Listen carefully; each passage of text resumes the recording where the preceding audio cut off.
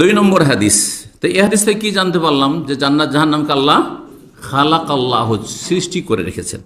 দুই নম্বর হাদিস আব্দুল্লাহ বিন ওমর রাদিয়াল্লাহু তাআলা আনহু হতে বর্ণিত, রাসূলুল্লাহ বলেন, ইন্না আহাদুকুম ইযা মাতা, তোমাদের যে কেউ যখন মারা যায়, ওরেজা আলাইহি মাকআদুহু বিল গাদাত ওয়াল আশি, সকাল বিকেল কবরে তার সামনে তার বাসস্থান পেশ করা হয়। বাসস্থান পেশ করা হয়। ইন কানা মিন আহলি জান্নাহ, জান্নাতীদের সামনে সকালে একবার জান্নাত দেখিয়ে দেওয়া হয়, এই যে তোমার জায়গা। হ্যাঁ, আর বিকেলে একবার দেখিয়ে দেওয়া হয়। যদি জান্নাতি হয় তাহলে ফামিন আহলি জান্নাত, জান্নাত দেখিয়ে দেওয়া হয়। ওয়াইন কানা মিন আহলিন নার, জাহান্নামী যদি হয় তো কবরে শাস্তিও চলছে, আর বলা হয় দেখবে তোমার জায়গা দেখবে। আর এই তো সামান্য কবরে শাস্তি, জাহান্নামের একটা অংশ, আংশিক শাস্তি। আসল জায়গা তোমার ভালো করে দেখে নাও, জাহান্নাম দেখানো হয়। আর বলা হয় হাজা মাকআদুকা, এটি হচ্ছে তোমার জায়গা। মাকআদ মানে আজকাল সিট, হ্যাঁ সিট, রুম নিয়েছেন আর রুমে একটা সিট ফেলেছেন, ওই যে সিট, হাজা মাকআদুকা, এই তোমার সিট, এই হচ্ছে বাসস্থান। হাত্তা, কখন? হাত্তা ইয়াবআসাকাল্লাহু ইয়াউমাল কিয়ামাতে, যেদিন কিয়ামতের দিন আল্লাহ তোমাকে উঠাবেন বিচার হিসাব নিকাশের জন্য। সহিহ বুখারী 1290, সহিহ মুসলিম 5111। তাহলে এই হাদিস থেকে কি জানলেন? সকাল বিকাল যখন মাইয়েতকে কবরে জান্নাত জাহান্নাম দেখানো হয়, তার মানে জান্নাত জাহান্নাম তৈরি হয়ে আছে, তৈরি হয়ে আছে। 3 নম্বর হাদিস আব্দুল্লাহ বিন আব্বাস রাদিয়াল্লাহু তাআলা আনহু হতে বর্ণিত, তিনি বলছেন, ইন খাসাওয়াতিশ শামস আলা আহদে রাসূলিল্লাহ, রাসূলুল্লাহ সাল্লাল্লাহু আলাইহি ওয়াসাল্লামের আমলে একবার সূর্যগ্রহণ লাগলো। সূর্যগ্রহণের হাদিস এর আগে বুখারীতে আপনারা শুনেছেন ভালো করে। নবী সাল্লাল্লাহু আলাইহি ওয়াসাল্লাম যখন সূর্যগ্রহণের সালাত পড়া শুরু করলেন, তখন জান্নাত জাহান্নামের দৃশ্য দেখেছেন। জান্নাত জাহান্নামের দৃশ্য সামনে নিয়ে এসে দেখানো হয়েছে। সংক্ষেপে সে হাদিসটি বুখারী 413 নম্বর হাদিস। রাসূলুল্লাহ সাল্লাল্লাহু আলাইহি ওয়াসাল্লাম কুসুফের মানে সূর্যগ্রহণের সালাত পড়লেন আর বললেন, অরিতুন নারা, আমাকে এখন জাহান্নাম দেখানো হইল। অরিত আর নার, আমাকে দেখানো হইল কি? জাহান্নাম। ফালাম আরা মানজারান কাল ইয়াউমি কাত্তু আফজা, আজকের মতো ভয়ঙ্কর দৃশ্য জীবনে আমি কখনো দেখিনি। এত ভয়ানক দৃশ্য দেখলাম। আল্লাহু আকবার। 4 নম্বর হাদিস মায়েশা রাদিয়াল্লাহু তাআলা আনহা বর্ণনা করে বলছেন, খাসাফাতিশ শামস, নবী সাল্লাল্লাহু আলাইহি সাল্লামের আমলে সূর্যগ্রহণ লেগেছিল। নবী সাল্লাল্লাহু আলাইহি সাল্লাম দাঁড়ালেন সালাতে, তারপর লম্বা সূরা পড়লেন, রুকু করলেন, 2 বার করে রুকু করলেন এক এক রাকাতে।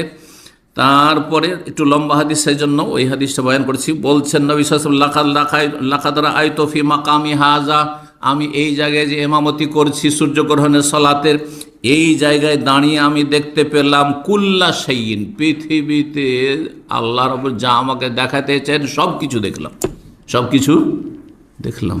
যেমন আপনার টিভির পর্দায় অথবা আজকাল সোশ্যাল মিডিয়াতে সারা পৃথিবী তখন দেখানো হচ্ছে, হ্যাঁ, ঘুরিয়ে ঘুরিয়ে ঘুরিয়ে ঘুরিয়ে বিভিন্ন দেশ দেখানো হচ্ছে, দেখছেন না? ওইভাবে নবী সাল্লাল্লাহু আলাইহি সাল্লামকে দেখানো হচ্ছে, সব কিছু দেখলাম। বিশেষ করে সব কিছু কিসের? ওয়াইদতুহু, যার আমার সাথে ওয়াদা করা হয়েছে। কি ওয়াদা করা হয়েছে? যে ভালো মানুষদেরকে আল্লাহ জান্নাত দেবেন। আর ওয়াদা করা হয়েছে যে তোমাকে যারা অস্বীকার করবে, তোমার নিয়ে আসা দিনকে যারা অস্বীকার করবে, তাদের জন্য জাহান্নাম তৈরি। তো জান্নাত জাহান্নাম দেখানো হলো, এটা হচ্ছে মূল উদ্দেশ্য।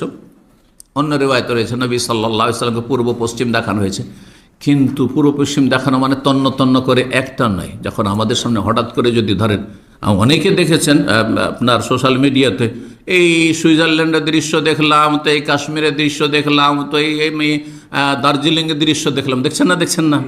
কিন্তু সবটা এক একটা করে দেখে নিচ্ছেন নাকি? সামনে দিয়ে আসলো আর স্ক্রিনে আসলো আর দেখে নিলেন। ঠিক ওই রকমই নবী সাল্লাল্লাহু আলাইহি সাল্লামকে দেখানো হয়েছে।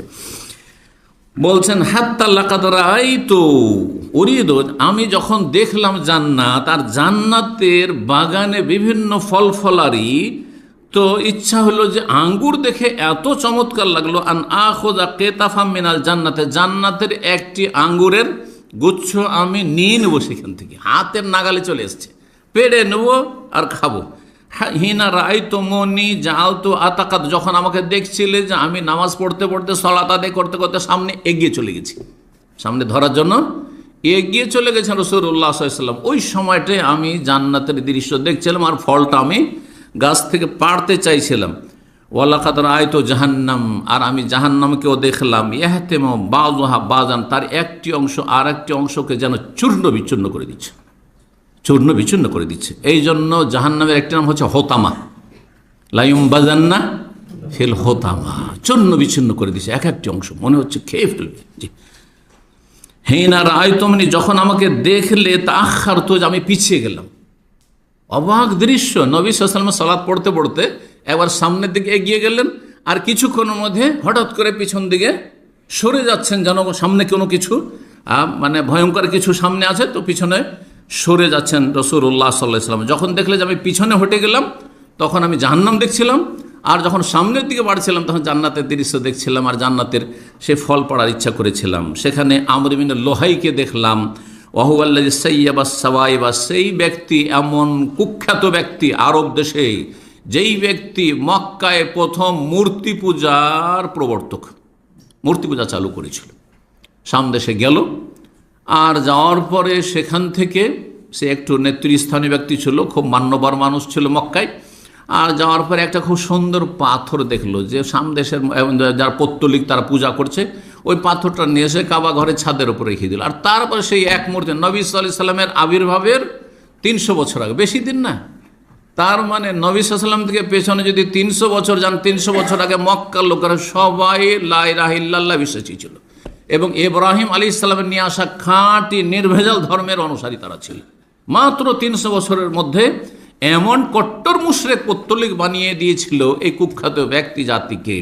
সবাই তার কথা মেনে নিল যে এইটা খুব ভালো লাগছে, আর আমাকে পূজা করতে খুব মন চাইছে, তোমরাও যদি চাও তো পূজা করতে পারো। আর কি, শয়তান তো লেগে আছে, মানুষ শয়তান জিন শয়তান লেগে আছে। এই মূর্তি পূজা শুরু হয়ে গেল। 300 বছরের মধ্যে কাবার চারিদিকে 360টা, মানে প্রতি বছরে তাহলে একটার বেশি মূর্তি কাবার চারিদিকে স্থাপিত হয়েছে। আর ঘরে ঘরে তো মূর্তির শেষ নেই। সহিহ বুখারী 1136, সহিহ মুসলিম 1500 নম্বর হাদিস। এই হাদিস থেকে কি জানা গেল যে নবী সাল্লাল্লাহু আলাইহি ওয়াসাল্লাম জাহান্নাম দেখেছেন, জান্নাত দেখেছেন, তার মানে জাহান্নাম জান্নাত তৈরি হয়ে আছে। জান্নাত জাহান্নাম তৈরি হয়ে আছে মখলুক, আল্লাহর সৃষ্টি, এবং তৈরি হয়ে সৃষ্টি করা আছে বেইজমায়ে আহলিস সুন্নাত ওয়াল জামাত। এর ওপর আহলুস সুন্নাত ওয়াল জামাত, হানাফি, শাফিঈ, মালিকি, হাম্বলি, আহলুল হাদিস, যারা আহলুস সুন্নাত, তাদের আকীদা হচ্ছে এটি। এমনকি আশায়েরা মাতুরিদী, তাদেরও আকীদা জান্নাত জাহান্নাম তৈরি আছে, যদিও আকীদার ক্ষেত্রে অনেক ক্ষেত্রে তারা পথভ্রষ্ট, কিন্তু তাদের আকীদা তো একমাত্র মুতাজিলা, যেমনটা বললাম কাদেরিয়া। ইমাম ইবনুল কাইয়িম রাহিমাহুল্লাহ বলছেন, লাম ইয়াজাল আসহাবু রাসূলিল্লাহ ওয়াত্তাবিউনা ওয়াত্তাবিউহুম আহলুস সুন্নাত ওয়াল হাদিস কাতিবা, বলছেন রাসূলুল্লাহ, সাহাবায়ে কেরামগণ এবং তাবেঈন, তাবা তাবেঈন এবং আহলুস সুন্নাত ওয়াল হাদিস, আহলুল হাদিস মানে কোরআন সুন্নাহ অনুসারী মুহাদ্দিসিনে কেরাম, সবাই এক বাক্যে, ফোকাহুল ইসলাম, ইসলামের যারা ফোকাহ ওলামা, আহলুত তাসাউফ, এমনকি আহলুত তাসাউফ আর জুহুদ যারা পরহেজগার, সেই যুগের আহলুত তাসাউফের আলাদা, এই সুফি ভণ্ডরা নয়, কিন্তু যারা আত্মার পরিশুদ্ধির জন্য সুন্নাহ ভিত্তিক চর্চা করত। আলা এতেকাদে আলাকে, এই বিশ্বাস রাখে, কি বিশ্বাস? আলা এতেকাদে ওজুদিন নারে ওজুদিল জান্নাতি ওয়ান নার, জান্নাত জাহান্নামের অস্তিত্ব বিদ্যমান, জান্নাত জাহান্নামের অস্তিত্ব বিদ্যমান, যেটাকে সহজ ভাষা আমরা বলি জান্নাত জাহান্নাম মওজুদ রয়েছে। মওজুদ মানে বুঝেন তো, মওজুদ রয়েছে, বিদ্যমান। ওয়া ইসবাতুহু, আর সেটা তারা প্রমাণ করে এবং সেটাকে তারা সমর্থন করে। মুস্তানিদিনা ফি যালিকা ইলা নুসুসিল কিতাব ওয়াস সুন্নাহ, তাদের দলিল রয়েছে কোরআন এবং সুন্নাহয় অনেক। ওমা ওয়ালিম বিদারুত মিন আখবারির রাসূল কুল্লিহিম, এবং সমস্ত আম্বিয়া রাসূলগণ এই সংবাদই দিয়েছেন, মিন আউয়ালিহিম ইলা আখির, শেষ শুরু থেকে শেষ পর্যন্ত, সেই আদম আলাইহিস সালাম, নূহ আলাইহিস সালাম থেকে শুরু করে আজ পর্যন্ত একই আকীদা সমস্ত আম্বিয়া রাসূলগণের, যে জান্নাত জাহান্নাম কি হয়ে আছে? সৃষ্টি হয়ে আছে। মানুষ সৃষ্টির আগে জান্নাত জাহান্নাম তৈরি হয়ে আছে। জি, ফাইন্নাহুম দাউল উমাম ইলাইহা, সমস্ত নবী রাসূলগণ সমস্ত উম্মতকে এই আহ্বানই করেছে যে জান্নাত জাহান্নাম তৈরি আছে, ভালো কাজ করবে জান্নাতে যাবে, মন্দ কাজ করবে কুফরি করবে জাহান্নামে যাবে। ও আখবারু বিহা, সংবাদ দিয়েছেন, এলা আন নাবাগাত নাবিগাতু মিনাল কাদরিয়াত ওয়াল মুতাজিলা, এমন একটা সময় আসলো যেই সময় কাদরিয়া তাকদীর অস্বীকারীরা আর মুতাজিলা এই সমস্ত গোমরাহ ফিরকাগুলি জন্ম নিল। ফানকারাত আন তাকুনা মাখলুকা, তখন তারা অস্বীকার করলো যে জান্নাত জাহান্নাম সৃষ্টি করা নেই, মওজুদ নেই, বরং হবে কখনো। জি, ওয়ালিহাযা ইয়াযকুরু সালাফি আকাইদ, এই জন্য সালাফে সালেহিনগণ, সাহাবায়ে কেরাম, তাবেঈন, তাবা তাবেঈন, আর তারপরে আবু হানিফা, শাফি, মালিক, আহমদ, সমস্ত উলামায়ে কেরামগণ, তারা সালাফরা কি করেছেন, এবং সালাফেদের অনুসারীরা সাহাবায়ে কেরাম, তাবেঈন, তাবা তাবেঈন অনুসারীরা তারা তাদের মৌলিক আকীদা এই বিষয়টি উল্লেখ করেছেন কি, আন্নাল জান্নাত ওয়ান নার মাখলুকাতান, জান্নাত জাহান্নাম সৃষ্টি করা আছে, সৃষ্টি হয়ে আছে। আর এর ওপর অনেক কিতাবাদি তারা লিখেছেন, অনেক কিতাবাদি লিখেছেন। হাদিউল আরওয়াহ ইবনুল কাইয়িম রাহিমাহুল্লাহ জান্নাত জাহান্নাম, জান্নাত সম্পর্কে বিশেষ করে কিতাবটি রয়েছে, তার 11 পৃষ্ঠা রয়েছে। হানাফি একজন আকীদার ইমাম, ফকিহ এবং আকীদার ইমাম ইবনু আবিল ইজ, ইমাম তাহাবী রাহিমাহুল্লাহর যে আকীদা তাহাউইয়া রয়েছে, যেটি সালাফি আকীদার, কিন্তু ইমাম তাহাবী রাহিমাহুল্লাহ ফিকহি মাসলা মাসাইল হানাফি হইলেও আকীদাতে তিনি সালাফি ছিলেন, ভালো করে জানেন না। হানাফিরা অধিকাংশই বা সবগুলি প্রায় মাতুরিদি আকীদার, যেমন শাফি আর মালিকিরা হচ্ছে আপনার আশারি আকীদার, এই জন্য আকীদাতে তাদের বিভ্রান্তি রয়েছে।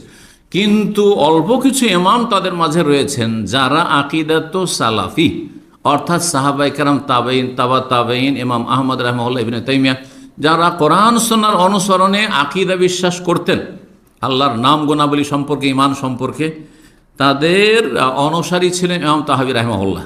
তাহলে প্রচলিত যে হানাফি সমাজে মাতুরিদি আকীদার গুমরাহি রয়েছে, সেটি ইমাম তাহাবী রাহিমাহুল্লাহর মধ্যে ছিল না।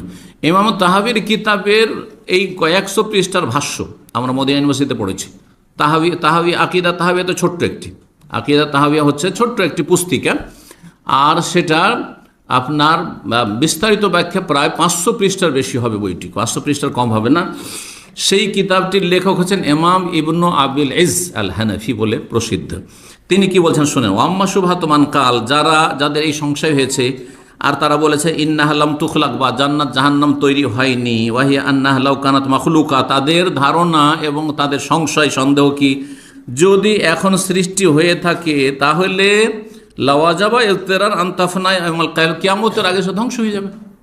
যদি জান্নাত জাহান্নাম আগে থেকে তৈরি থাকে তাহলে কি হয়ে যাবে, ধ্বংস হয়ে যাবে কিয়ামতের সময়। যখন কিয়ামত হবে, সারা পৃথিবী ধ্বংস হবে, তখন কি হবে, ধ্বংস হয়ে যাবে। এই সংশয়ে তারা পড়ে গেছে, কিন্তু এটা বুঝতে গিয়ে ভুল করেছে। কুল্লু শাইইন হালিকুন ইল্লা ওয়াজহা, আল্লাহ ছাড়া সব কিছু ধ্বংসশীল।